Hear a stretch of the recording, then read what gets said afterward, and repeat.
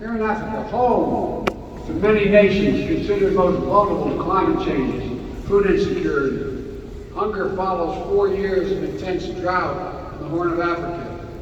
My friends, I came to the presidency determined to make the transformational changes that are needed, that America needs, and we have to do for the rest of the world, to overcome decades of opposition and obstacles to progress on this issue alone, to reestablish the United States as a trustworthy, committed global leader on climate. As I stand here before you, we've taken enormous strides.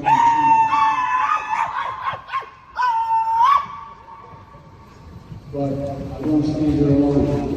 This progress has been driven by young people all across America. Like young people around the world, they feel the urgency of climate very deeply. They're committed to these issues. They know the stakes. This is their world we were creating. My name is Jacob Johns. I'm Alkimaratham and Hopi. I'm a community support organizer who was part of the U.S. Climate Action Network's delegation coming here to the COP27. So we were given a badge to go to the Biden speech. Biden came to the COP27 to talk a little bit about the progressive climate action that the American government is proposing for the world stage, which is basically just a neoliberal spin on carbon offsetting. We know that carbon offsetting does nothing to stop the actual climate crisis, but instead trades one community's health for another and streamlines the relationship between government and corporations. So we wanted to call attention to Biden's ability to actually do something by stopping the fossil fuel industry's subsidies, and more importantly, to declare a climate emergency. So we had originally decided to do a chant, but we knew that any sort of escalation around like chanting or singing or doing anything like that would really get us kicked out and banned indefinitely. And if we were doing an unauthorized action, it runs the risk of getting not only our badges pulled, but our entire delegation pulled. So we wanted to make sure that we drew attention to the message, which was people versus fossil fuels. So we stood up on our chairs, held up a banner that we had stuck inside, and we did a war cry to announce ourselves and held up our banner. Biden spoke about the indigenous people having the solutions to climate crisis and was tokenizing indigenous people in his speech. But as soon as the indigenous people stood up and used our voices, we were deemed a security threat, and we were escorted out by UN security, where they told us we were lucky to have been caught by United Nations versus the private state security. And we had our badges taken, and then we were escorted out by the United Nations security. Our actions was about President Biden says indigenous people have the answers to the climate solutions, but America is founded upon genocide. We make up less than 1% of the population, yet we have no voice at the things. The governments are creating trade deals on our behalf and in no way represent the American people and in no way represent Native Americans in any way. Every solution that they've offered is a false solution, and carbon offsetting is a false solution. Greenwashing the pollution and working with Jeff Bezos will never solve the climate problem. We are headed towards an impending climate collapse, and Jeff Bezos will not save us. You know, it's a important issue, the Conference of the Parties internationally. I think it's a shame that domestically in America, a lot of general public doesn't know what is happening on their behalf by our government negotiating team. And you know, it just goes to show you that the rest of the world really cares about climate action versus the domestic policies that do nothing but help streamline the marriage between corporations and government in the US. You know, I think it's important to know that the messages are getting out there and that our voices are being heard to the world stage. I hope that our messages will reach the White House so that we can really put our minds together and think about what kind of a life that we can make for our children. Yeah, there's an appeal process for having our badges suspended.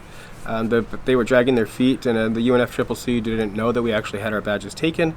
When we went to go find out about it, they basically had us write a statement and then had us escorted out once again by security.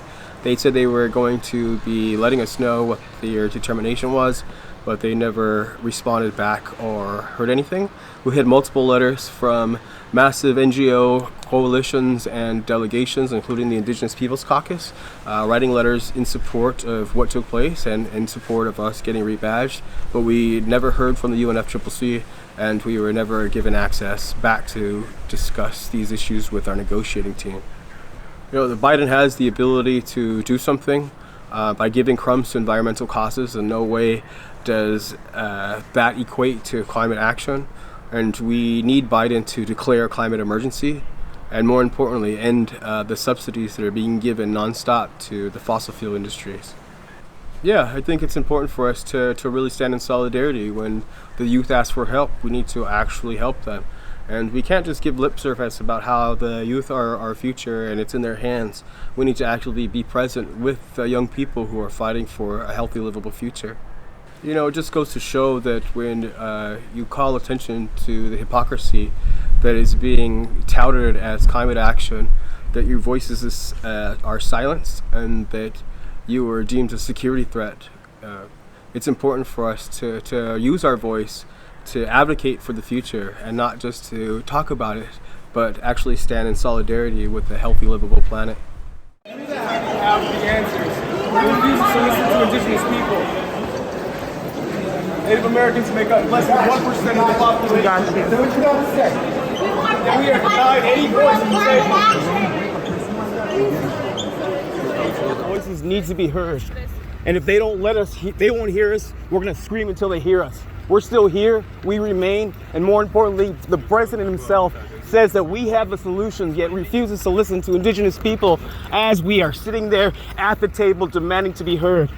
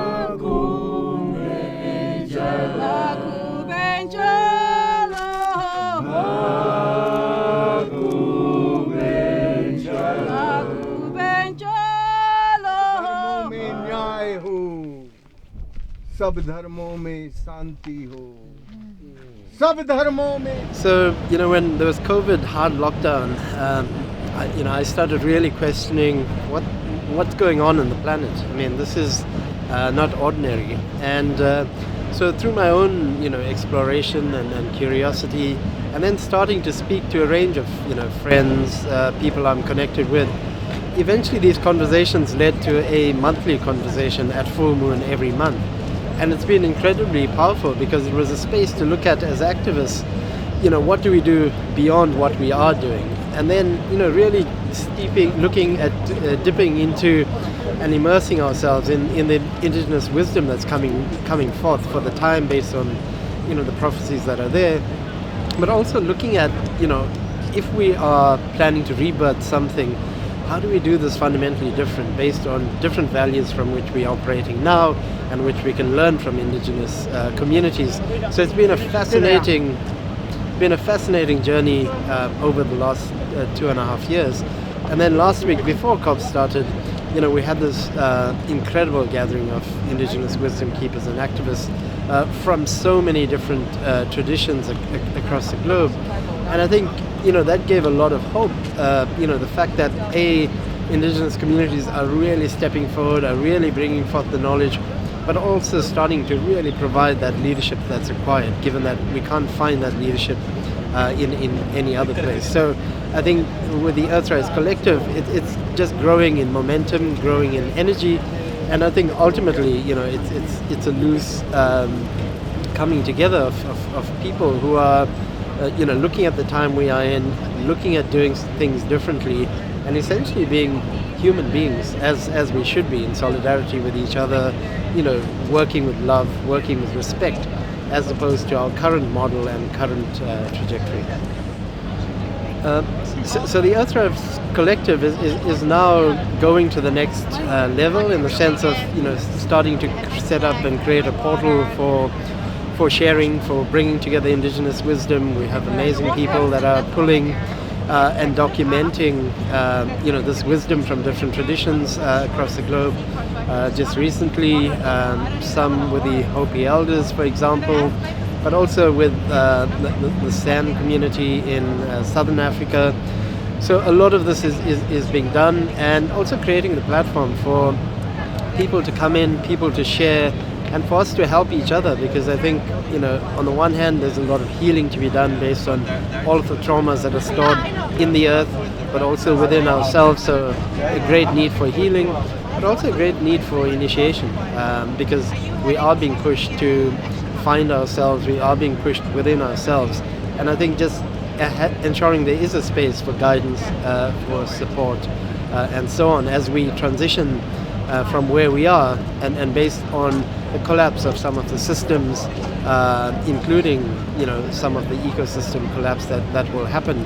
And so I think finding each other at this point is critically important, so we walk this journey together to the other side. Yeah, my message to indigenous people watching this is, now is really the time to step forward. I think a lot of the information, knowledge was deliberately kept in the mountains and other places because of what happened through colonization and the brutalization that took place.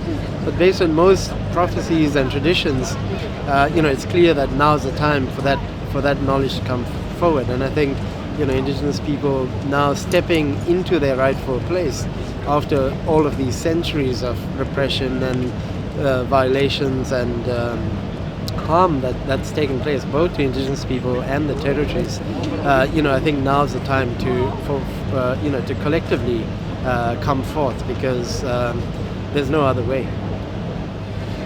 I think people going through their journeys and starting the kind of awakening process, there's a massive connection between what's happening there and what's happening in this world that we live in. And I think more and more, as people are tapping into their ancestries, are tapping into nature around them, and tapping into their spirituality, a massive shift is starting to happen on the planet, and that can be felt energetically, it can be seen as people are coming forward. And I think it's really important to ensure that energy comes into the space, so that some of those shifts can happen, both energetically, vibrationally, and in every other way, because it feels like the time for talking is over. From the last COP, this COP, there'll be a lot of good speeches, etc. At the end, the negotiations would be compromised, and we know most parties will push for as long as possible to destroy whatever we have left. So it's crucial that this is just one space, but I think for indigenous peoples from across the globe to really, even outside of this space, really come forth and do what needs to be done.